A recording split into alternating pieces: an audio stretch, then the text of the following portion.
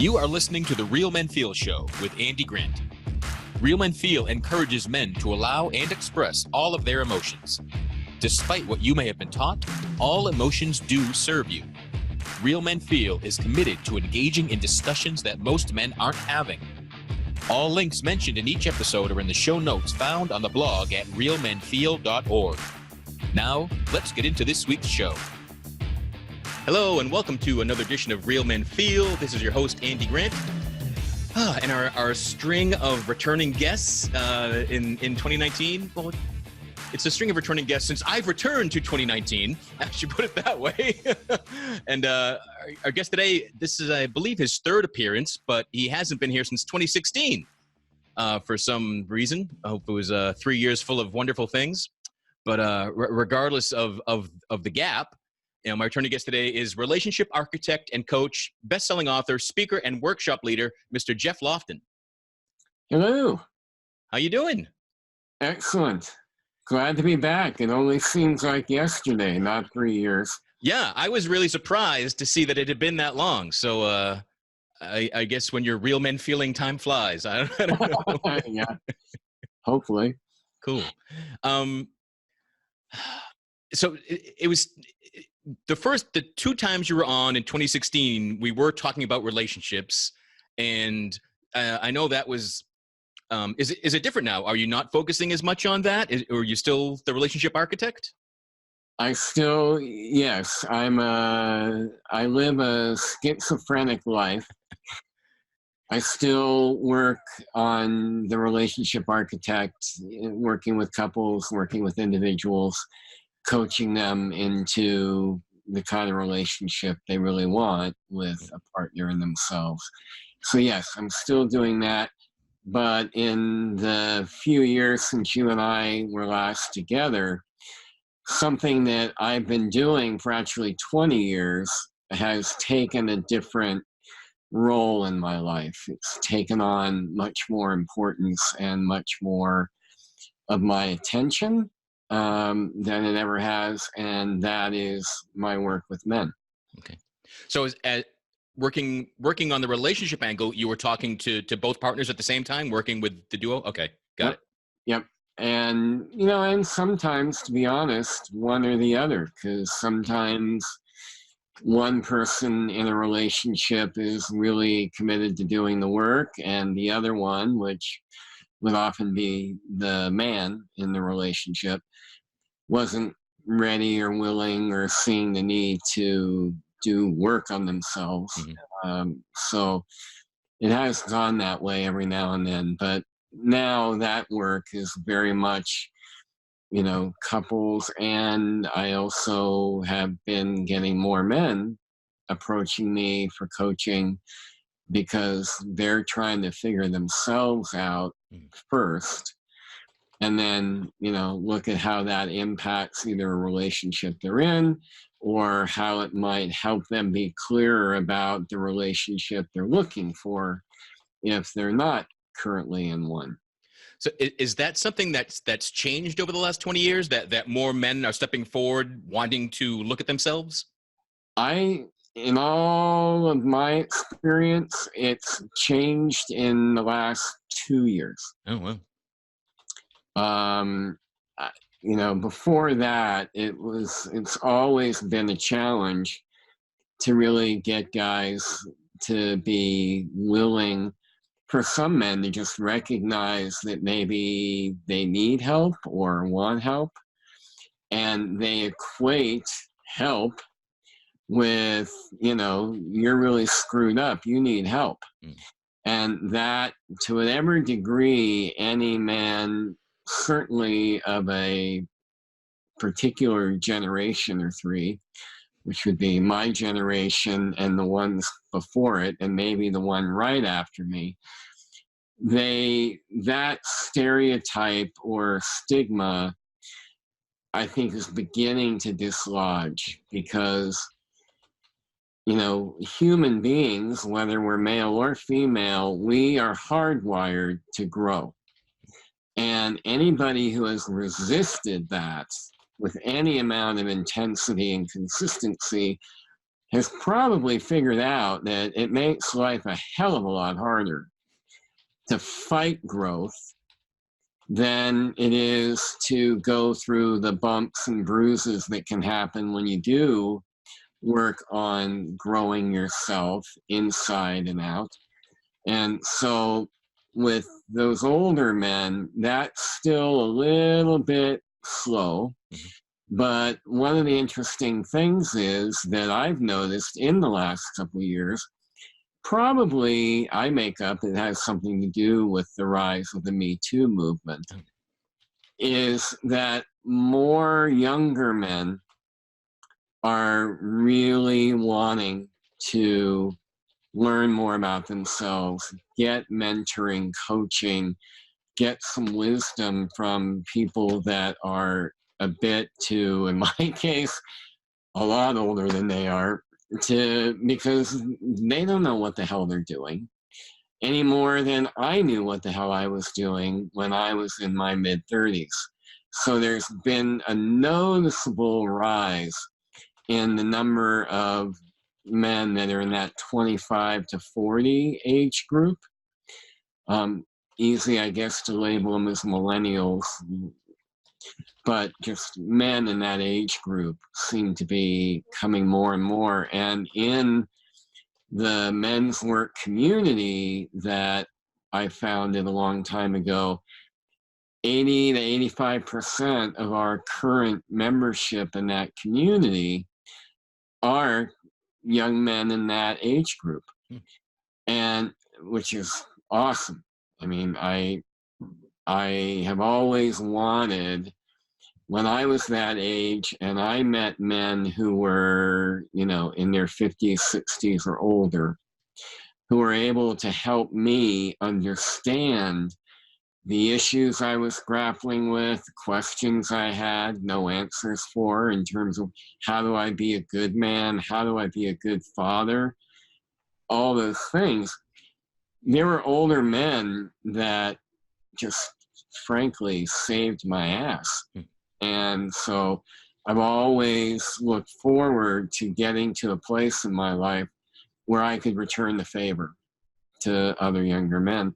And that has really been organically increasing in the last couple of years. Cool. So you mentioned, asking, what the hell do I know? What the hell am I doing? And so is there an age that you have those answers, or is it more that there's an age where not knowing doesn't bother you as much? That is a great question. Well, I mean, one thing I definitely have no hesitancy saying is I don't know all the answers yet. I'm still breathing. So as long as I'm breathing, there's always this healthy portion of I don't know shit. But I would say there's definitely no doubt that I think my questions that I'm asking for my own development and the questions and work I'm doing with the men in our community, I think they're smarter, and there's definitely a lot of stuff I was very twisted and wrapped up about in my mid-30s, really up until probably my late 50s. I think I've gotten smarter about what really is important and what are the areas of growth that feel important to me at this stage in my life, where I'm in the last act of my life. So the things that mattered to me when I was, in early middle age and when I was a young man, a lot of it doesn't have the same level of import now. So when you were growing up and had questions, it was older men that you could look to and they'd share their wisdom. But it sounds like you're saying now it's kind of the newer generations of men are making it okay for the older generations to ask more questions and to not be right and not have all the answers. Is that accurate? Yeah, I mean, that's certainly my experience. I mean, I'm not going to be disingenuous and say that if I have 30 years on a guy, which I do for most of our, younger guys, that definitely means I have some wisdom and mileage on me that where I've screwed enough things up to have learned a little bit about it. But what I'm really, to your question, what I'm liking a lot is that they're asking questions in some cases that I, A, didn't ask when I was that age, B, do still have relevance for me. And they just have more relevance for me at a later stage in my life. Like, what do I want to do when I grow up? Well, there are waves of that I've been going through the last few years. So there is more of a synergy of I can give them my experience and things I've learned, and then they bring that. One great thing about their relative lack of experience is they give me perspectives, and their perspectives are more tuned to the way they experience life in this time, in this society, in this culture, with all the crap that we're going through in our world. So there's an urgency that they bring that fires up my own urgency to how do we help each other? How do they help me get my head out of my butt where I might be inadvertently getting set in an opinion or set in my ways necessarily? And then I get to help them consider some things that they wouldn't probably be able to consider because they haven't lived as long. So it's definitely a really wonderful synergy that, for me as an older man, and I have a son in that same age bracket, and watching what he goes through, trying to figure out his own life and his place in the world and purpose, and how do you live an integrous life. I'm also very aware that if there's one thing that I can leave along with whatever was left of my hair and my years of experience is what can I do to help the younger generations hopefully improve on what our generation, my generation has done, and that they are able to really bring a level of consciousness and leadership to life that I think is getting more urgent these days. So you mentioned you thought that the Me Too movement was sort of the catalyst to get men to start asking more questions or be willing to look at themselves. And it was it the catalyst because it did, for some men, it forced them to look at their thoughts and actions. And for others, perhaps it was an invitation to stop and look at your behavior. Was that the essence of it or something else? Yes, both. What I have found with a lot of the younger men is they already have their own innate opinions or biases, struggles with how to date and how do you treat women, where they're of a generation that has certainly seen much needed rebalancing of equality. And they also, they're still men, and men, just like women, we're wired in a lot of ways the way we've been wired since we first started walking on two legs. So trying to figure out how to be socially conscious, probably a bit of political correctness, and still be a man, and trying to understand what about that is really appealing to women, honoring of women while still honoring themselves. The rules for these younger generation of men, they don't even quite know what the rules are, but what they do have a strong sense of is the way that it has been before. In other words, all of the unconsciousness that Me Too is bringing up into mainstream attention finally, they don't want that. Mm. They don't want to be that kind of man, whatever that might imply. Mm. But they want love, they want to be good men. A lot of these guys, when they talk about fatherhood, they want to be a present father. They don't want to be an absent father like a lot of our dads were, going to work every day. They want to make it better, and they're just not sure how. So so older generations were consciously and subconsciously taught rules of being a man, and kind of the older version of masculinity, just stoic and shut down and not question it. And the current generation isn't sure about the rules, but they're willing to go, those aren't rules that I'm interested in following, and kind of they're taking responsibility to dare to rewrite the rules. Is that a good summation?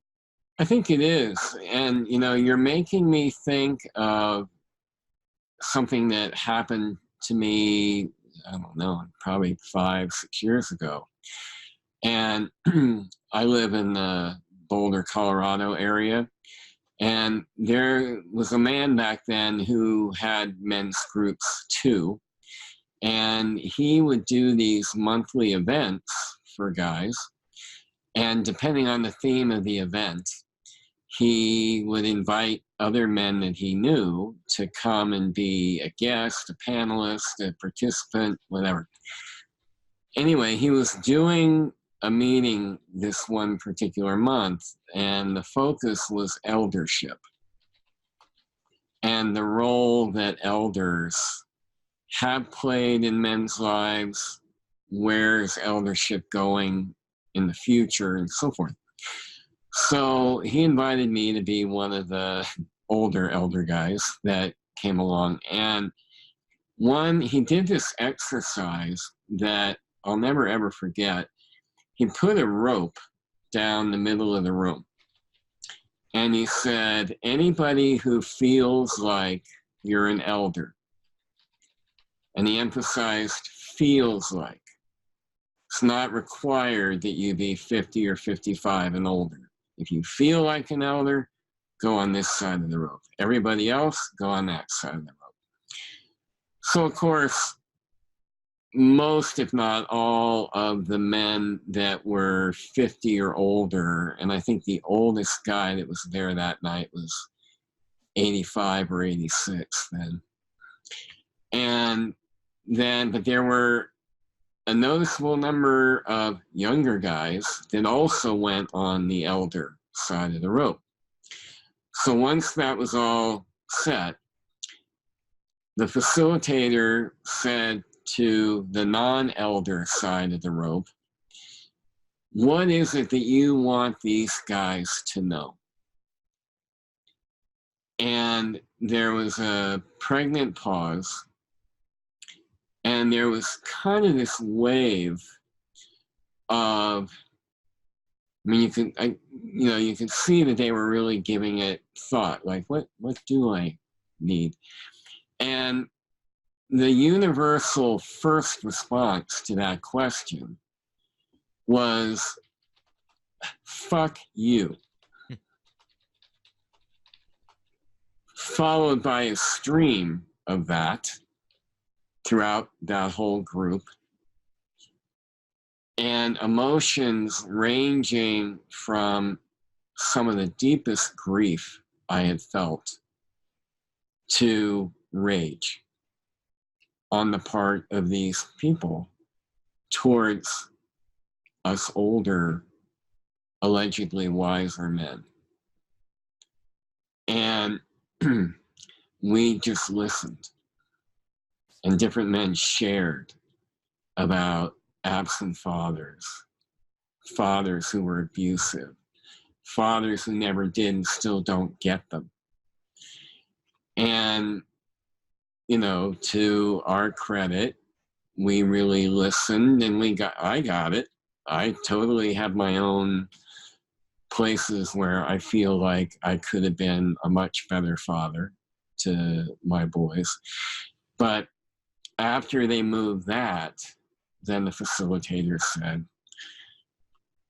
what else would you like these guys to know? More tears, followed by show up, because we need you.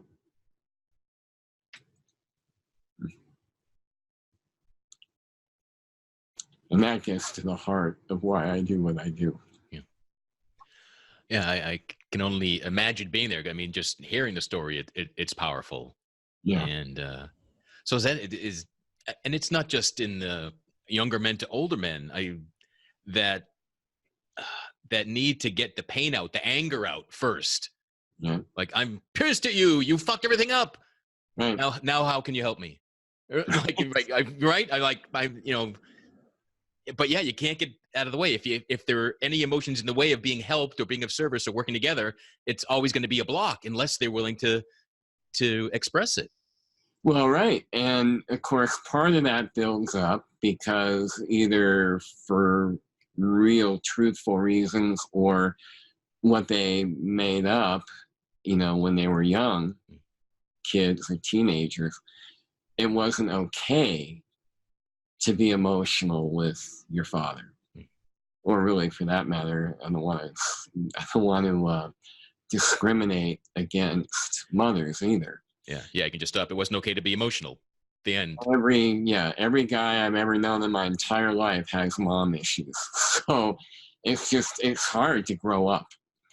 So what I so appreciated about that night, and what's always been a part of anything I've ever done with men, has been, if you didn't get to express your emotions growing up, or even however much in your adulthood, that doesn't mean they're not there. And if they're not getting expressed, then they're fermenting and rotting in there. And then it shows up.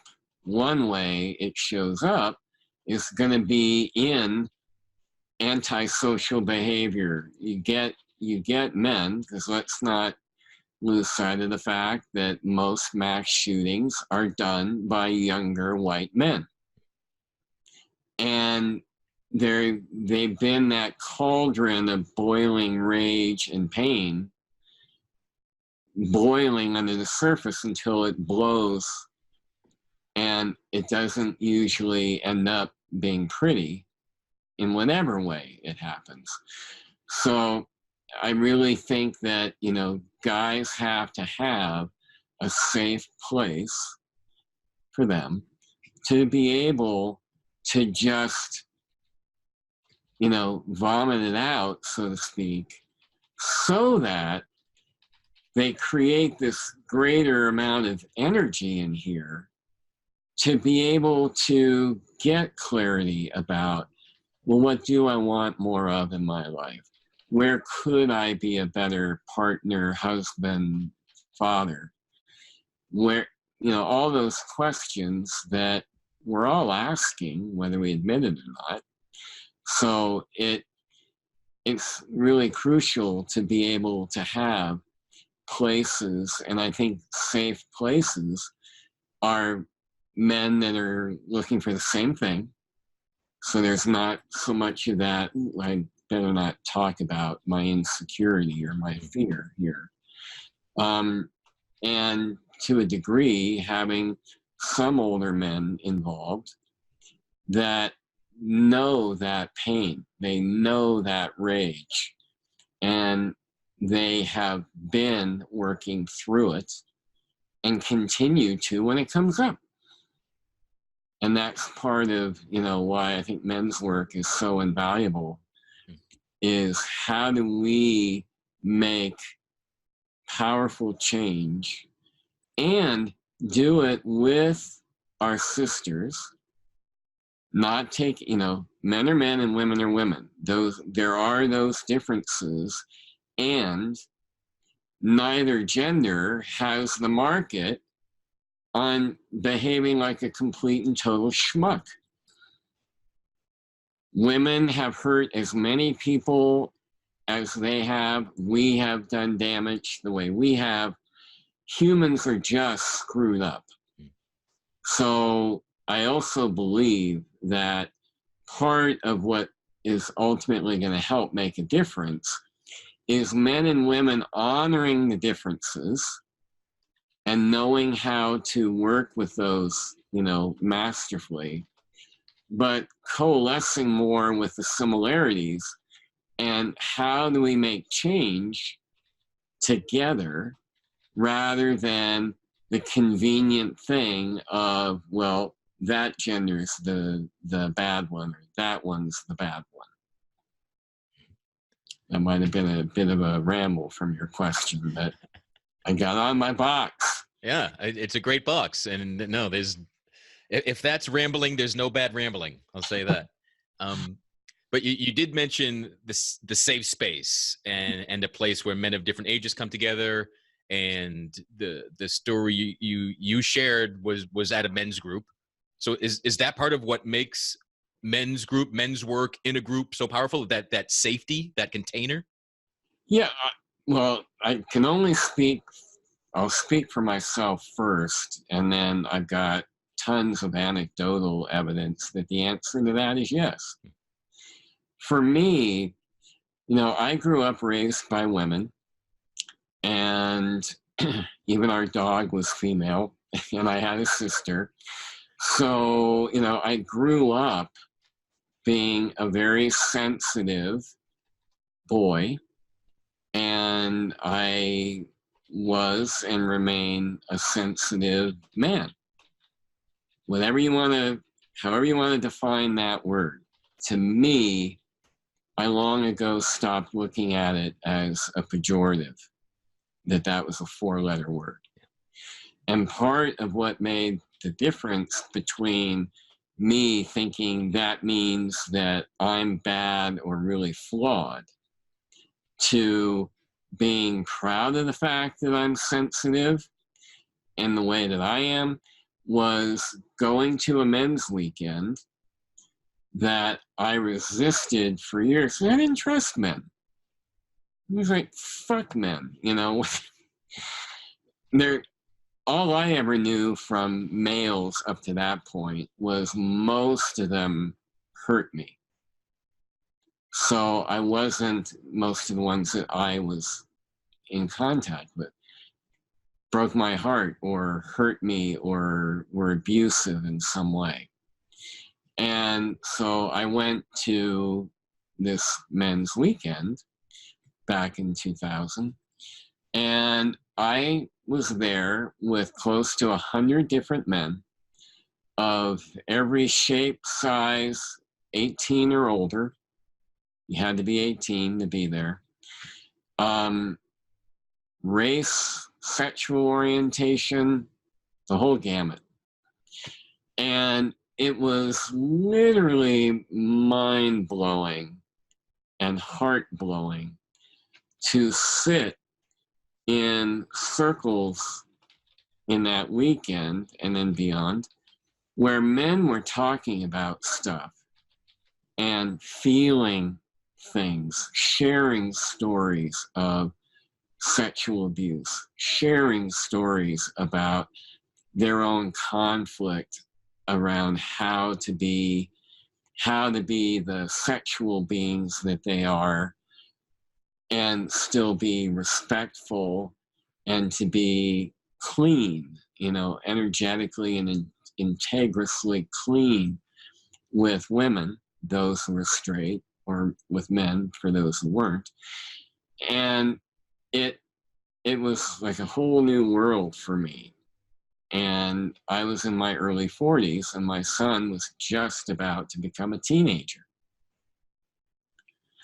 So that was where I saw that there is safety in a common agreement that what we're going to talk about is confidential, that we are holding each other's privacy and confidentiality, and where there were ground rules around what was okay and not okay, to know that it was a ground rule that there's no shaming allowed in here.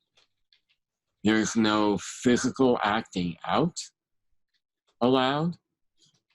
But the biggest safety factor really was the vulnerability, the transparency, and all of us just sharing what we were grappling with.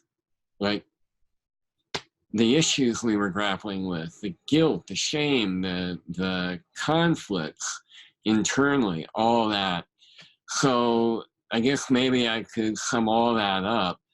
Is there's safety in numbers, and there's safety in a unanimity of purpose and intention, and there's safety when you have that magic moment where you hear another man share a story or share a quandary he's in that's just like mine.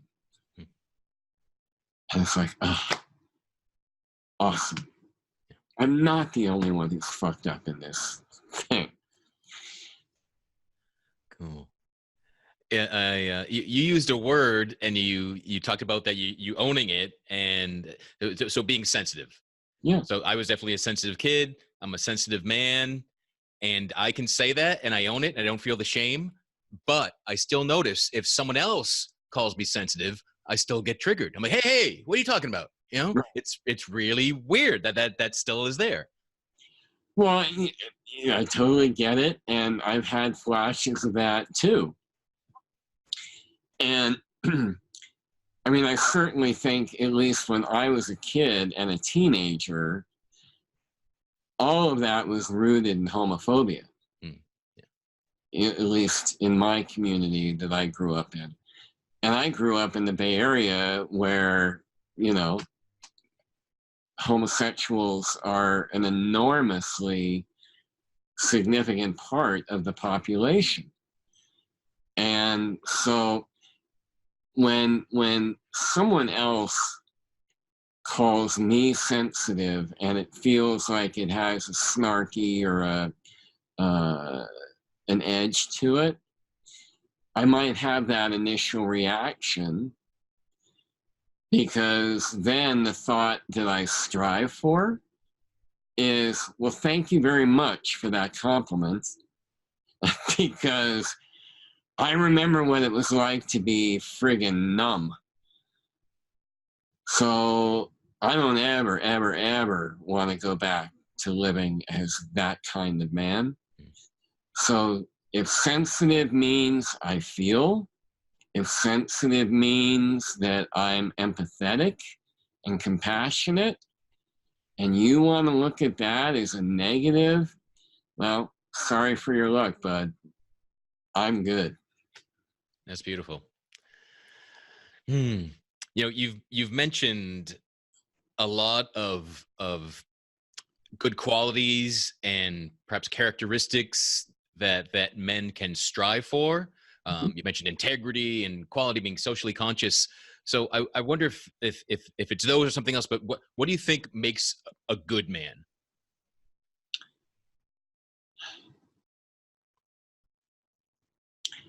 Well,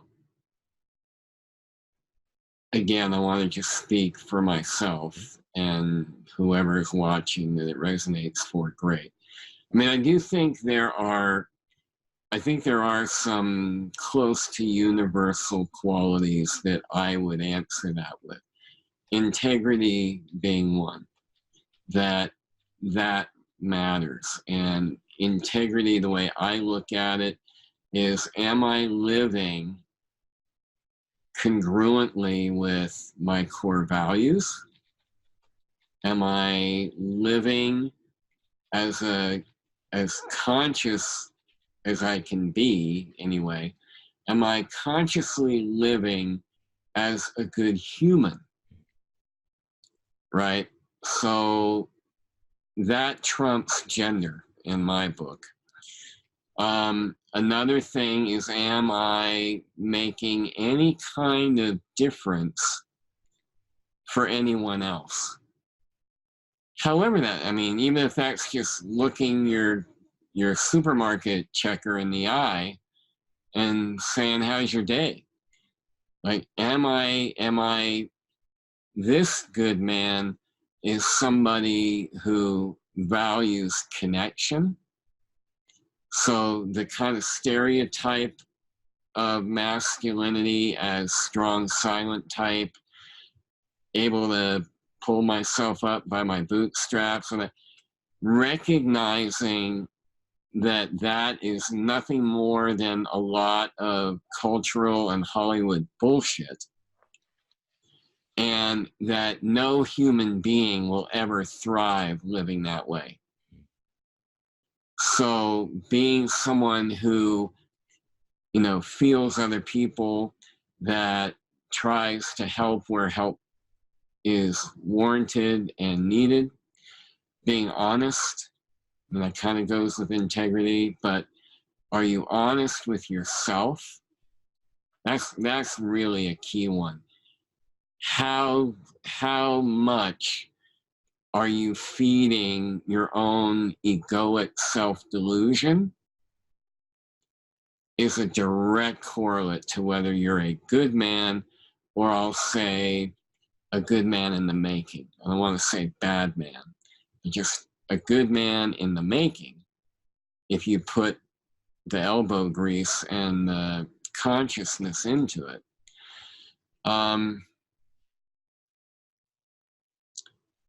Being respectful of people.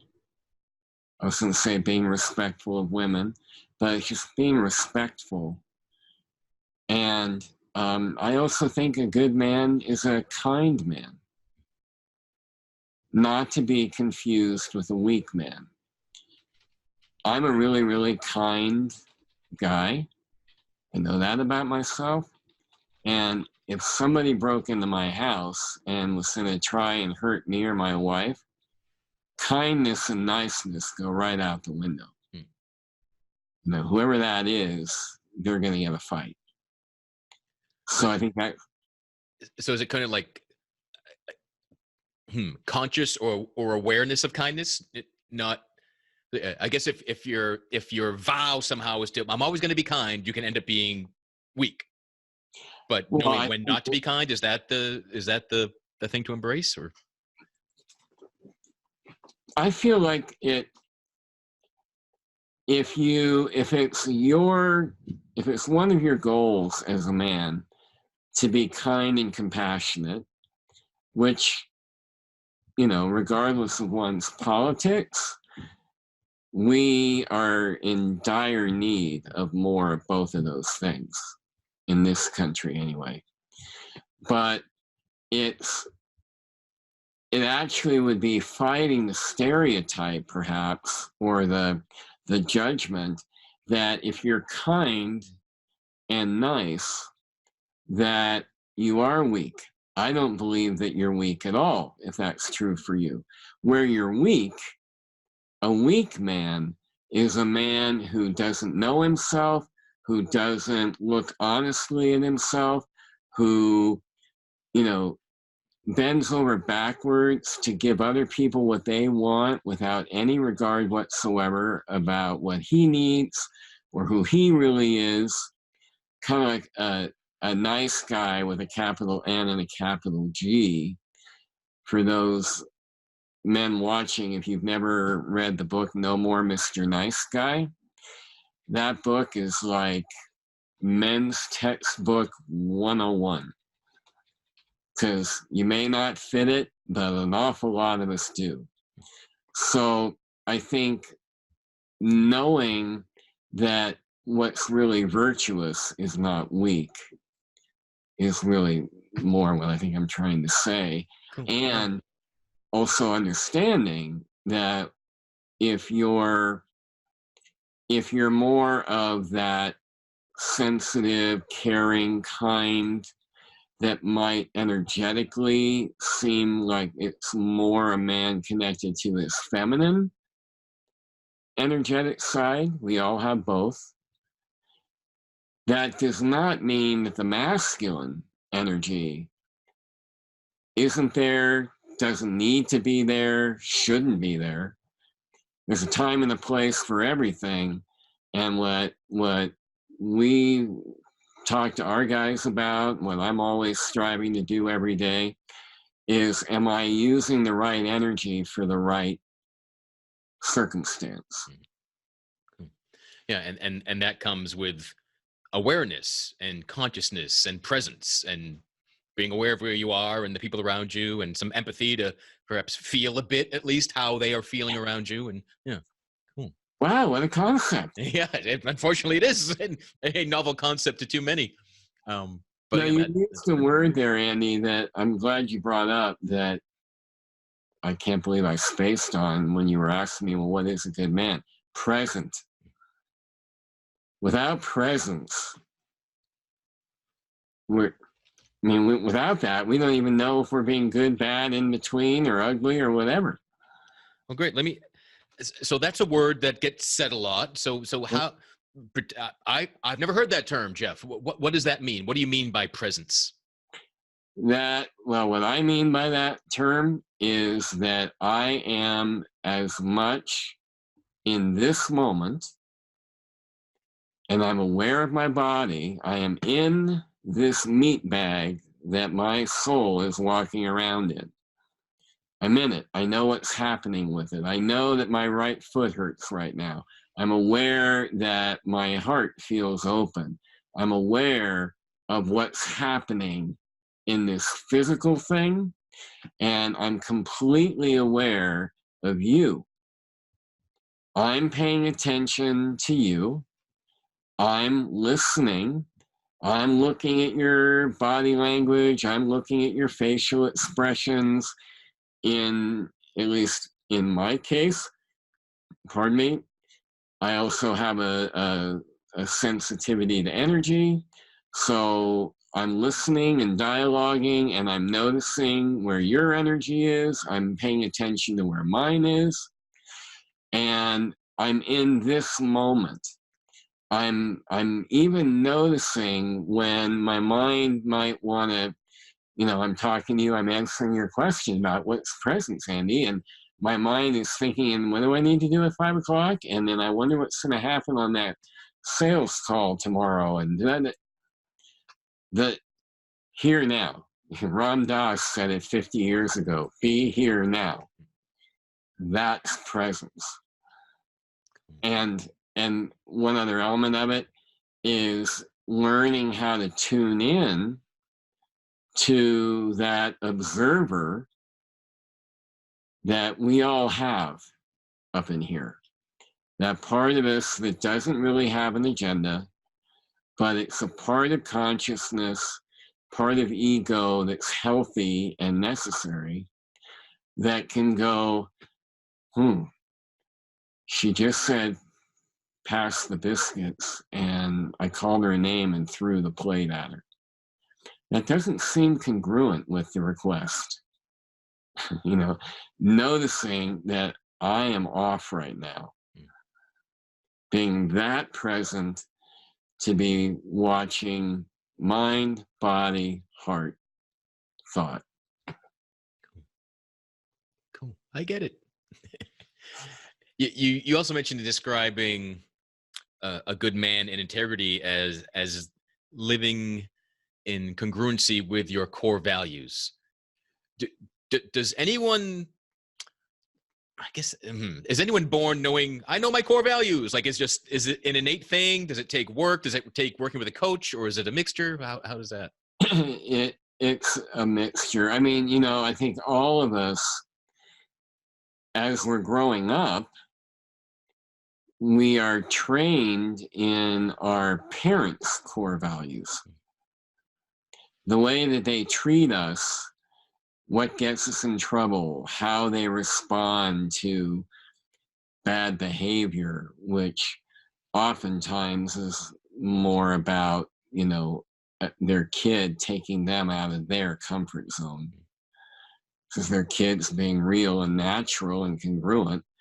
And if mom and or dad grew up not being able to do that because of their dysfunction in their family, that gets passed on to us. So there's definitely an element there where we first get handed our, Santa sack of here's what's right and wrong. And then as we grow up and we leave home and get out into the world, this is certainly true for me, I knew there were values that my mom and my grandmother brought me up with that felt right and good to me. And I had to learn the difference between what a value actually is distinct from a behavioral pattern. Because growing up, I thought it was a value that you would fib to not upset anybody. No, that's not a value. That's just a behavioral maladaptation. That was, my mom's issue. But until I figured that out, I once was a guy that would do anything I could to not make anyone else uncomfortable. Nice guy. I am a recovering nice guy. So that, I think you kind of find what they are. I'll say that you get a more refined clarity about what they are and what they're not as you just get out into the world and you're trying to live by the ones that you think are yours. Well, if your life is going pretty well for you, they probably are yours. But if there's any area where you keep trying to, embody a particular value, and no matter who you're with, something goes haywire, it's at least worth taking a closer look at, is that really a core value for me? Here's the other thing that happens too that helps bring that clarity. I remember being at a values workshop once, and the leader of the weekend going, okay, give me your, what do you think your core values are? And then he said, okay, so odds are you just told me what you think they should be. How do you actually live your life?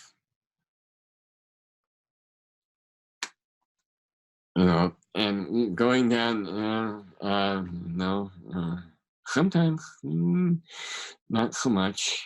Right on. And that was an eye-opening lesson for me, because the real indicator of what you're holding as a core value for you is all shown in the choices that you consistently make.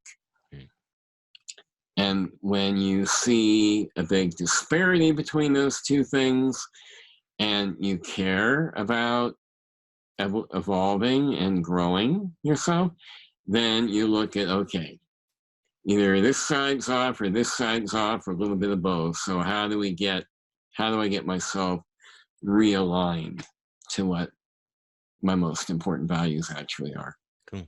So much like we can all hide behind masks of I've got it all figured out, or I'm the ideal man, I'm whatever stereotype, we can also have kind of value masks that we think we're living until we're really invited to actually look at the fruits.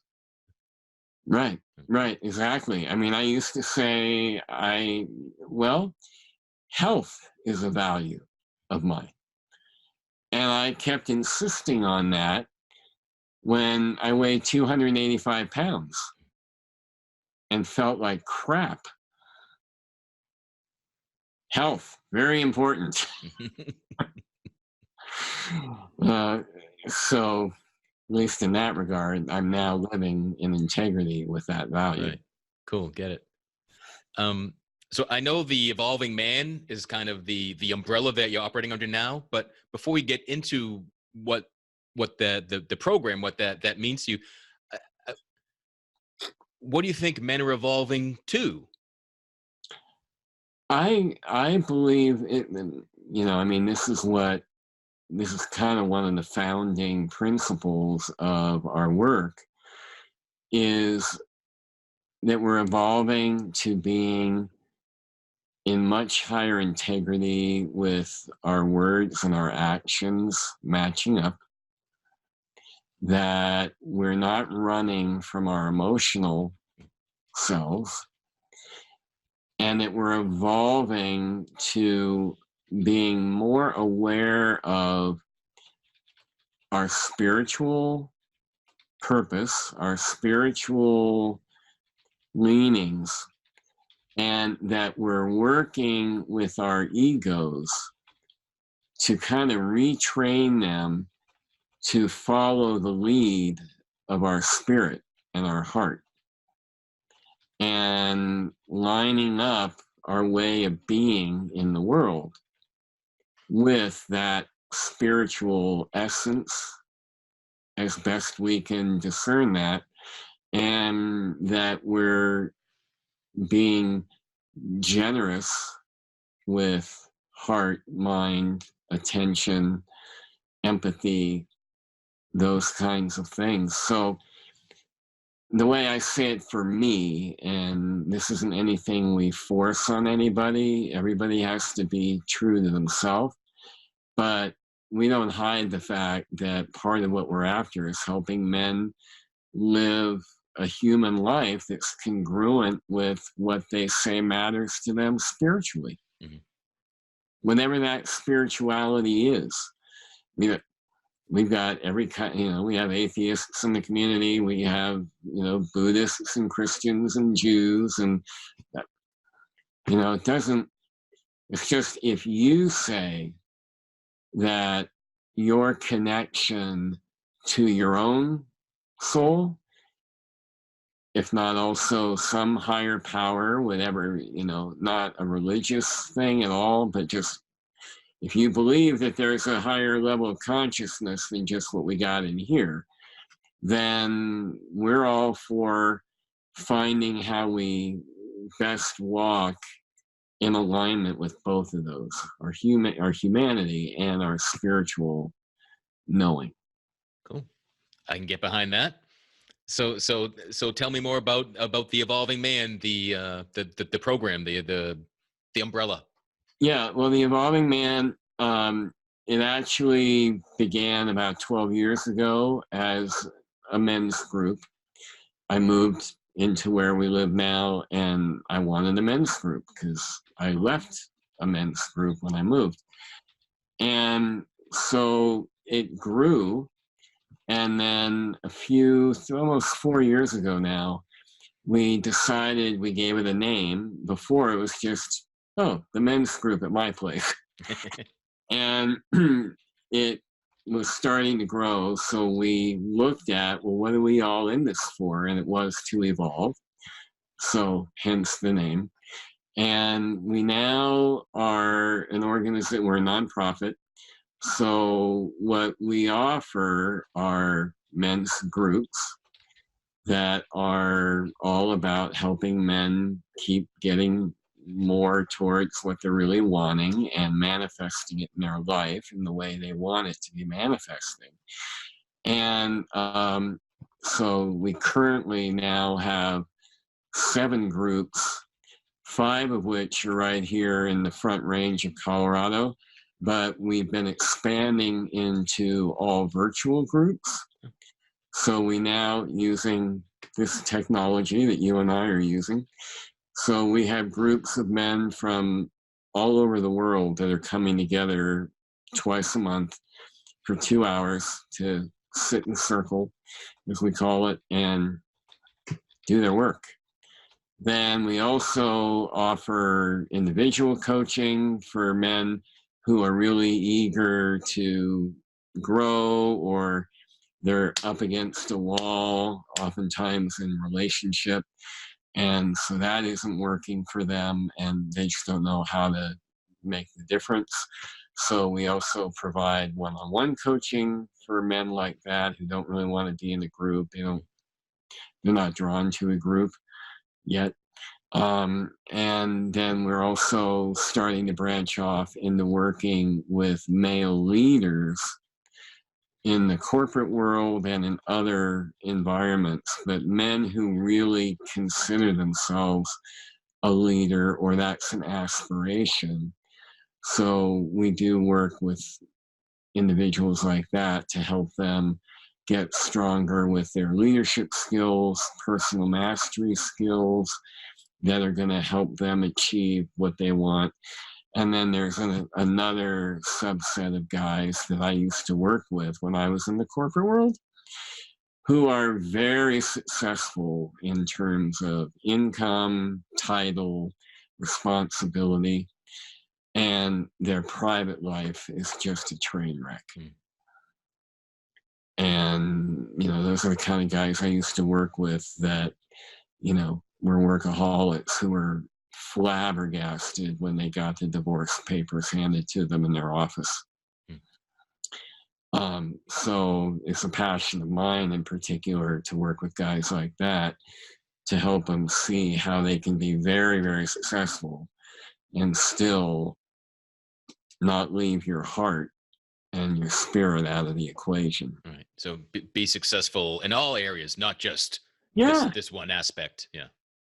Yeah. Because, really, when you stop and think about it, any of you guys watching, do you really for a moment believe that on your deathbed, your final thoughts are going to be, shit, I should have worked that extra overtime that week?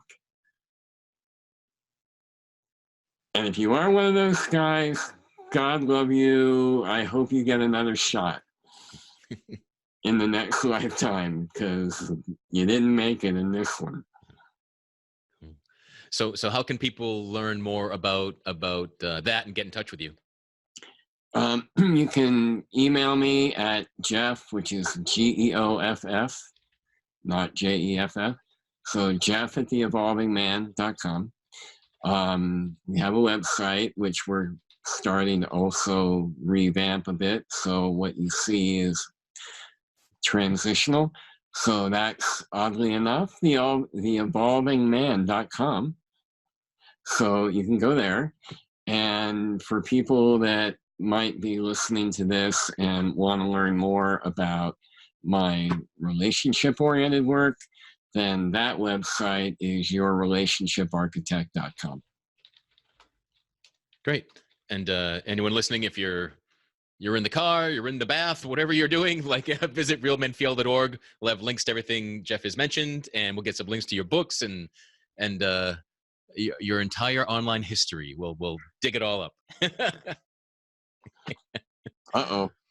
But I want to thank you for all the work you're doing, and thank you for being on Real Men Feel now for a third time.